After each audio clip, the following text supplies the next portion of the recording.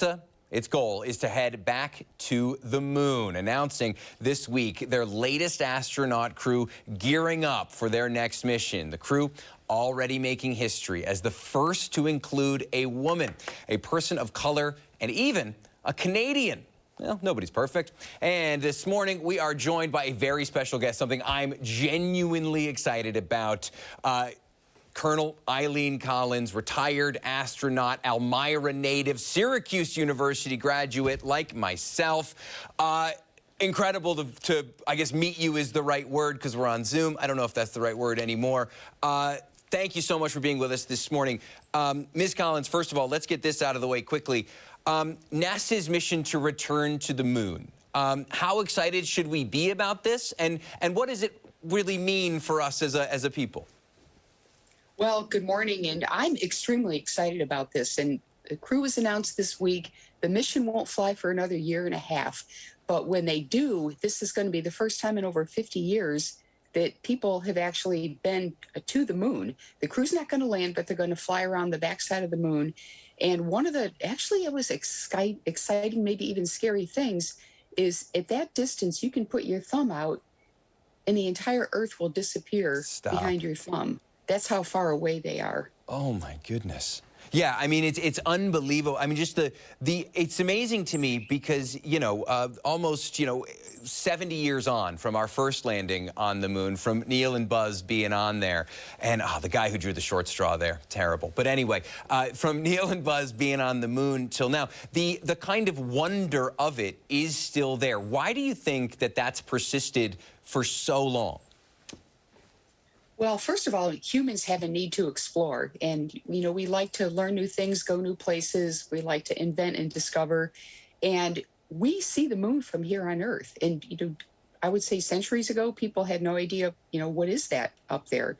Well, it's a sphere. It has no air, but it does have minerals. And it is a place for us to use as a launching board to, I would say, explore the rest of the solar system. So this time when astronauts go, they're not just going to land and bring back, rocks and minerals, but they're going to land and build a research station over, and the mission's called Artemis 2, the one that's going to fly in a year and a half. Artemis 3 is going to land, and then Artemis 4, 5, and 6 will also land, and they'll start building that research station at the south pole of the moon so future explorers can learn about the moon. And also our hope is that private companies, the private sector will follow, and they will actually, I would say, use the resources on the moon to make life better for us here on Earth.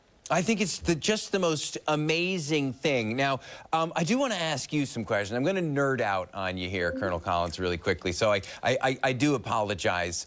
You have the coolest job title maybe of all time, test pilot. I mean, you're a superhero, basically. When you were kind of getting ready to make that first flight into space, we're getting an image of you now getting suited and booted, as they say. Tell me, what is going through your mind knowing that you're joining a club that, 80 Americans have been in? Well, on launch days, what you're looking at there, an astronaut is very, very focused. And I was the pilot, and then later I was the commander of a space shuttle flight as we were building the space station. And all I'm thinking about is what's next, what's in my checklist. Is this mission going to be safe? Is it going to be successful? How is my crew doing? And we pretty much follow through a checklist, and that's a good thing. If you just launched yourself into space, you'd be scared to death. Yes. But it's important for the astronauts to, we train, we're prepared for that day. So when the actual launch happens, you can think clearly and be ready to do the mission or respond to an emergency should that happen.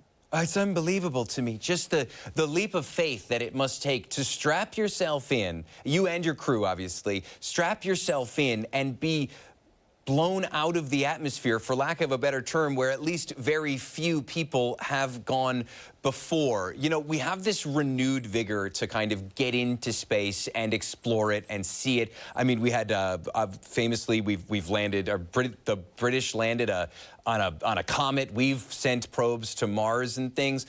We're working on the moon. How close are we, in your opinion, to a manned mission outside the moon?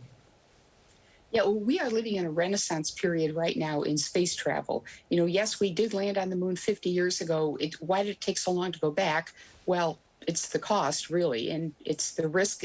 As over these years, we've learned so much on our space station, which is in low Earth orbit, that we feel that we have calculated these risks. We've actually got the money to do that now over the years, mostly because the private sector has joined. Now, you asked about going beyond the moon. The reason that we are going to the moon, in addition to what I've already said, is to test the equipment that will keep the astronauts alive. That's our life support systems. We recycle our air, we recycle our water, we use the sun for power. And before we go to Mars, which was our next goal, all of that equipment needs to be tested on the moon to make sure that it works. The moon's only 3 days away. When we go to Mars, we're talking 6 months to 2 years, Whoa. depending on where the planets are located. And you want to make sure that your equipment works before you spring off to Mars. And that we're thinking maybe 2030. And I'm hoping that the United States will be the leader in this effort. Now, China is also stating their intentions to go to the moon and Mars. So we'll see how that works out.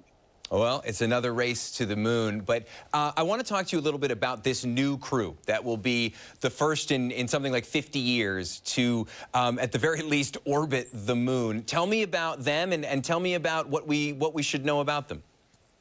Well, the 4 astronauts were announced this week on Monday, and I am so excited. I'm actually a little bit jealous. There's Christina Cook right there. She's an electrical engineer, and she spent a year on the space station. This is, let's see if I can see, this is Jeremy Hansen. He's the Canadian. Wow.